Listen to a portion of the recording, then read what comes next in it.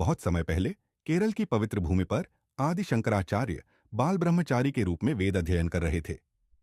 उस समय की परंपरा के अनुसार वे प्रतिदिन भिक्षा लेने घर घर जाते थे। एक दिन वे एक अत्यंत गरीब ब्राह्मण स्त्री के घर पहुंचे। वह घर इतना निर्धन था कि वहां खाने के लिए भी कुछ नहीं था। जब उस स्त्री ने द्वार पर खड़े तेजस्वी बाल सन्यासी को देखा तो उसके मन में गहरी श्रद्धा जागी।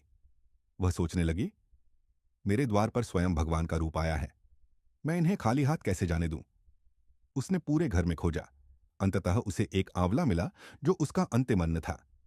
फिर भी उसने अपनी भूख को त्याग कर पूरे समर्पण और श्रद्धा के साथ वह एकमात्र आंवला शंकराचार्य को अर्पित कर दिया। उस स्त्री की निस्वार्थ भावना और त्याग देखकर शंकराचार्य का हृदय करुणा से भर गया। उन्होंने अनुभव किया कि यह स्त्री अत्यंत पुण्यात्मा है, फिर भी दरिद्रता में जीवन जी रही है।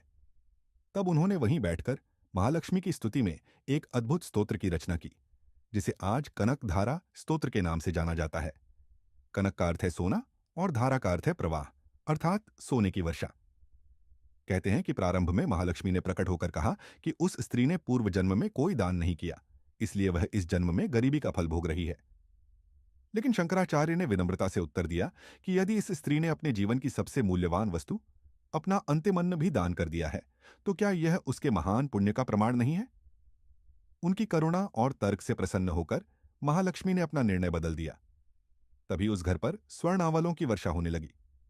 पूरा घर सोने के फलों से भर गया। तभी से वह स्थान स्वर्णथुमना कहलाया, अर्थात वह पवित्र घर जहां सोने की धारा बही थी। आज भी कनक धारा स्तोत्र का पाठ लोग समृद्धि, शांति और मां लक्ष्मी की कृपा प्राप्त करने के लिए श्रद्धा से करते हैं। वीडियो पसंद आया हो तो कृपया चैनल को लाइक, शेयर और सब्सक्राइब करना न भूलें।